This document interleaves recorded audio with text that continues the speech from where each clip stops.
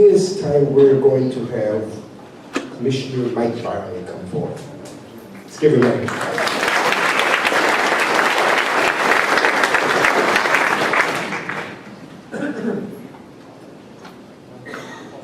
That's definitely not my presentation.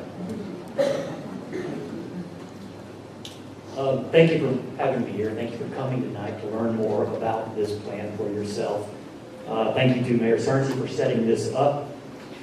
Sort of feel like I'm at a football game. I see two kind of colors of jersey out there. I don't know most people, many of you may have already made up your minds about things. Some of you are here to learn tonight.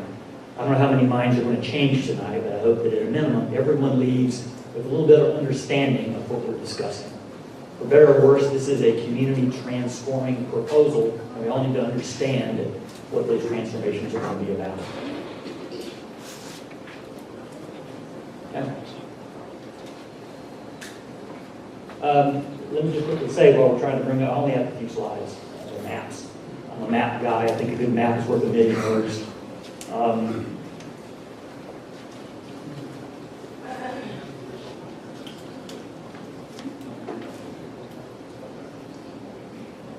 Do we have the original thumb drive with the maps on it?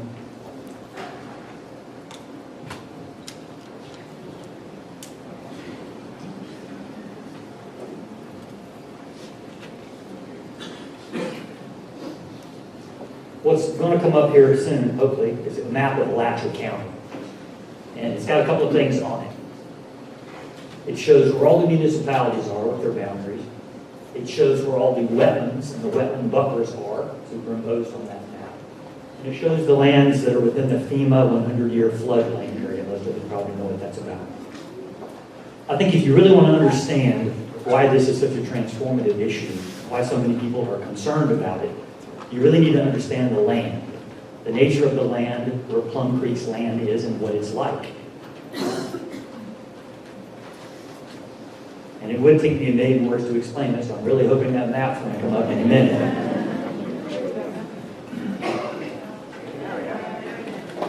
Okay. I just want to take a look at that for a minute. The blue is the wetland and wetland buffers. And the kind of, I don't have very good color vision, the kind of greenish stuff up there is the FEMA 100-year floodplain.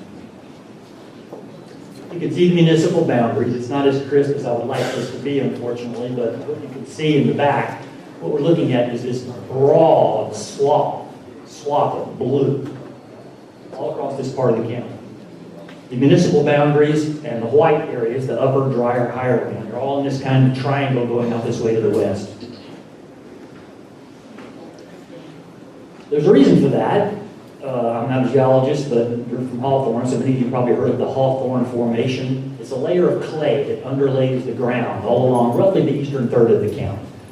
Thick clay underneath the ground. What it means is that water falls, stays on the surface. It doesn't soak in. This area out here to the west is all sand and lime rock. Rain falls there, more or less soaks right directly into the ground. Water that's here, it pools up. It has nowhere to go. If you were to get on a plane right now and fly across Alachua County during the daylight, look down, coming over this land right here, you'd see constant, just large areas where there's nothing but the reflection of the sun. This much water, standing on the ground for months at a time, and it happens every single year. These are wet flatwoods. The water either pools up in areas or in a few small places runs off of the land. Now, the reason this is important is because a lot of people have been curious as to why all the growth is happening out west. And some people believe there's even been a conspiracy of government to keep all the development out there. They wonder why the government hasn't done anything to recreate on the east what has happened in the west. Even though I don't think everyone necessarily wants to do that, some may.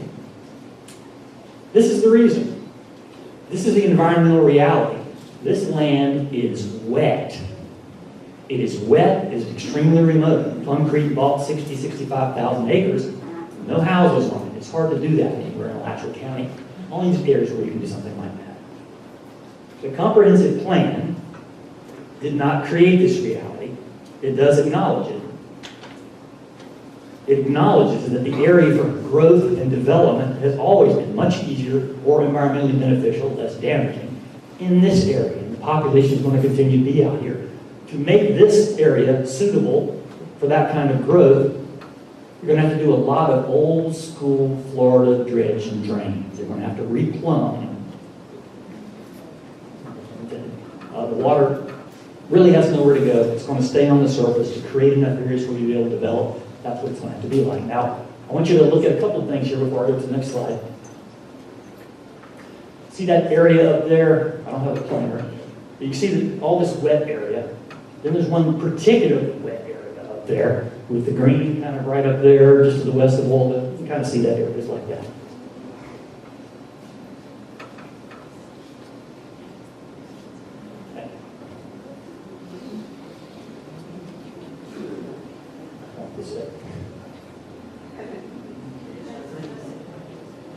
Oh, okay. Here's Plum Creek's length. All I've done is taken the exact same map. This comes from the Water Management District, by the way. That's where the data comes from. It's the data that they're required to use as part of law. And this superimposes Plum Creek's lands on the same map. Plum Creek lands are the dark areas, outlined in dark, but it has the wetlands over it. So the first thing you notice is really wet. There's water all over this land, everywhere you go. It's particularly wet up there. See that section up there that I was pointing out to you? It's almost entirely blue. This area over here, they have 65,000 acres, largest landowner in the county, in the state, I think in the country. Rose can confirm that if she wants to. And of that 60,000 acres, maybe 5,000 is part of a development in the northern part of Gainesville. This area down here, about a third of it, is permanently conserved. It's not part of what we're discussing tonight. The parts that we're really talking about are this area here. See that pointer? That area and this area are really the parts that are, and some of this are the parts that are in active play. The comprehensive plan allows, this is all rural ag. Plum Creek has no commercial rights. That means they are entitled to one home for 5 acres. 60,000 acres. Minus this, they sold all the development rights to. The previous owner sold all the development rights to all this, so they don't get to use that. So we're left with about 37,000 acres, about 7,400 homes. Theoretically, they could build on the remainder of their land. Now you can see, even if there were no comprehensive plan, it's going to be extremely difficult to develop this area up here. Practically, environmentally. What Plum Creek is asked to do, they've asked for an additional roughly 3,000 homes. They've also asked for a lot of commercial development rights. They have none now. They want 15.5 million square feet. The Oaks Mall is about 1 million square feet, just to kind of give you a sense of scale. So that's about 15 Oaks Malls worth of commercial development. And they want all these rights transferred into this area here. Remember, they have no rights down here. They want to take the rights, the theoretical rights from these areas and transfer them into here. So it's going to be concentrated here.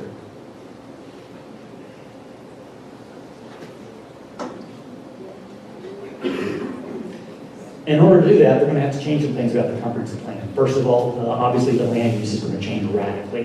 This is not rural ag anymore. It's urban, industrial, commercial.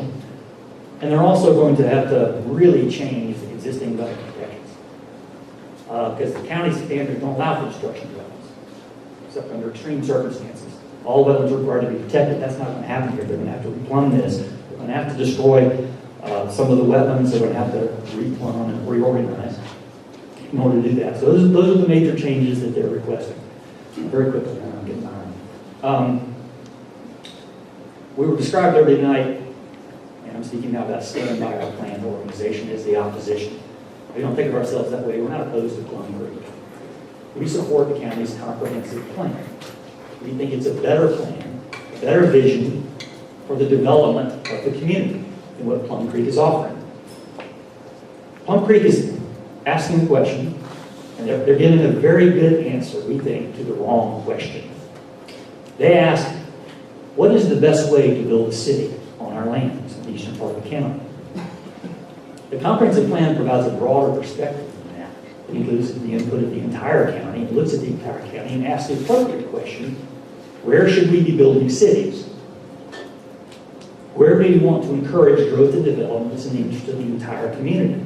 That's the appropriate question, we think. It's the broader perspective. It's the more representative question. So we support the county's comprehensive plan. We're not against Plum Creek. We welcome them as corporate neighbors. But we ask them to abide by the same plan and the same standards that everyone else has to adhere to, including all the other developers. In the few minutes that I have left, I want to address a couple of the issues that have come up a lot. And I'm an environmentalist, a very active in the environmental community, and a lot of people have been attracted to the idea of Plum Creek's promise to set aside 87% of their land in conservation. Okay, that raises eyebrows. That's an impressive promise. A couple of problems with that. If they develop under the comprehensive plan, that's about what they're going to have to conserve anyway, but under a different set of guidelines. And I'll quickly step you through why that is. First of all, almost 40% of their land, remember, is already conserved. You can skip over that. But 40% of it, 38% to be precise, cannot be developed and has no development rights. Of what remains, third to a half, are wetlands. Most of which, well, none of which legally can be developed right now, but most of which would be practical economically to develop even if there were no comprehensive plan.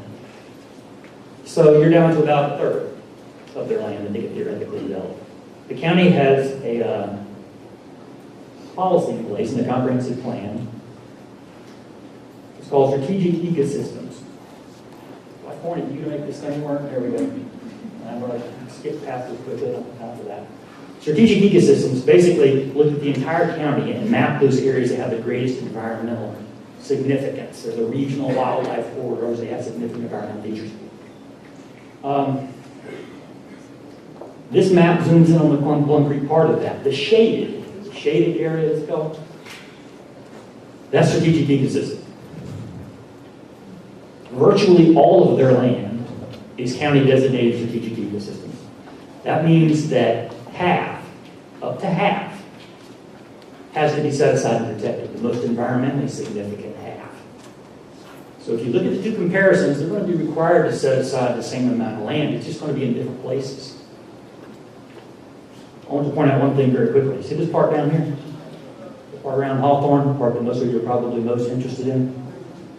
That has no strategic ecosystem. It's one of the first things you notice.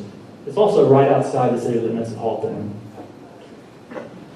At this point, neither I nor the group Stand By Our Plan opposes that.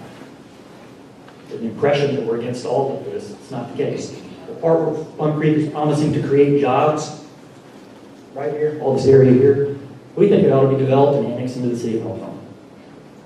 It's appropriate. It's all this area out here, the wet flatwoods, where Plum Creek is only promising to build more of what we have all over the county. Standard residential. We have 50 years, I'm estimating, 50 years worth of approved growth in the unincorporated urban cluster of Alachua County alone. There is not a demand for new housing that is not already being met. We have plenty of standard commercial and industrial. There's a lot of industrial land in this county. If somebody wants to come here and create jobs, they can do it anytime. In my judgment, the only thing unique about this, the only thing unique Plum Creek has to offer is that this piece here is large. It's under continuous ownership. So if there was a really big commercial developer, somebody wanted to build an automobile manufacturing plant, for instance, they need a couple square miles to do that, maybe up to. And that's the only thing in Alachua County that's like that, where it's all in one place. So again, we don't oppose that part. We want to move the discussion to the rest of it. And I'll close out with this. The folks from Plum Creek, they're nice people. Met with them 4 or 5 times. I have personally come to see us all. Nice people, very sincere. They don't make the decisions. The CEO of Plum Creek, who will, he's the man at the top, he's going to make the decisions, gave this interview a month or 2 ago in Atlanta, some stock analyst, where he was very clear, very blunt about what the company's intentions are. I'll read that. And the key initiatives for this is again speaking down here, so you can go look that up and read the entire thing. One of the key initiatives for the company over the past several years has been the entitlement of our most valuable development properties. Through the pursuit of these entitlements, we change the very nature of these assets and create long-term value for shareholders. We do not intend to pursue vertical development, that buildings, construction, or invest a significant amount of capital into these properties. Rather, our strategy is to spend time and effort to move these properties up the value chain through entitlement, zoning and land use granting, capture that value, sell it off. We don't say that what's happening in Lafayette County right now is at the top of their list. It's the best thing in the whole county. And I show this to you this is the main reason, not so much a gotcha, even though I think this is a smoking gun. This really shows what Plum Creek's intentions are, is that they don't build anything. They will acknowledge that. Plum Creek does not create jobs. They do not build houses. They mainly grow trees, and they sell off some of their land, which is really valuable, by getting upzoning and then selling. Someone else will eventually, if they do jobs, create jobs. Plum Creek cannot make any promises. I'm being told this time, so I'll close it out. At any time in the future, it only takes 3 votes of the Alachua County Commission to change anything this commission agrees to. The future people who own this land, who will develop it, will have every right to come back to the county commission at any time and ask for changes. 10 years from now, who's going to remember this? We're essentially signing a blank check, because once this initial approval is given, the first legislative action the county commission is going to take next year, there's no turning back. We're not allowed to take that back. We've vested them with rights. They will carve it up. They will sell it off. Others will do things, but they're not doing anything that isn't already happening in Alachua County. It's just a matter of where it's going to happen. I'm going to close out with that. I'd like to go on for a lot longer. You've been very patient. I appreciate your attention and any questions.